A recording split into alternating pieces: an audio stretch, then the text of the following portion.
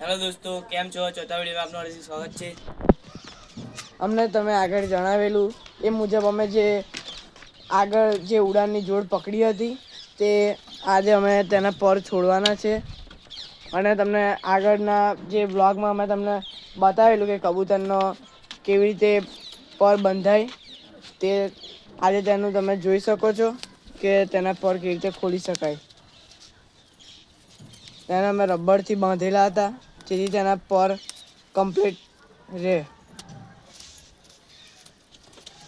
અમે સાત પાંખો બાંધી હતી બંને બાજુની જે આજે અમે છોડી રહ્યા છે.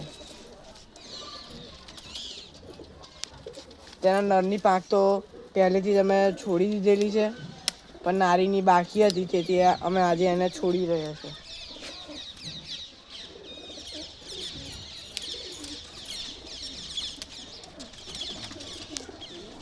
પાંખ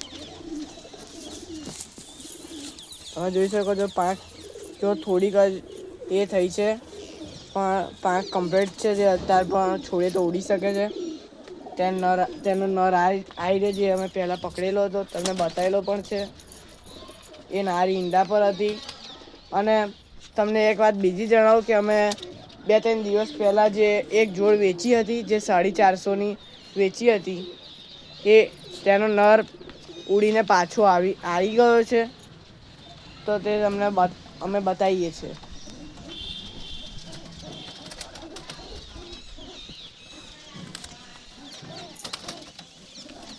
તમે જોઈ શકો છો આ નર તમે અમારા પહેલાંના બ્લોગમાં જોયો હશે. આ નર અમે પહેલાં વેચી દીધેલો હતો પણ તે ઉડીને પાછો આવી ગયો છે. તમે જોઈ શકો છો એનો પાંખો એની પાંખો બાંધેલી હતી ત્યાંથી તે છૂટીને આવી ગયો છે. તમે જોઈ શકો છો. કબૂતર કોઈ દિવસ તેનો રસ્તો ભૂલતો નથી.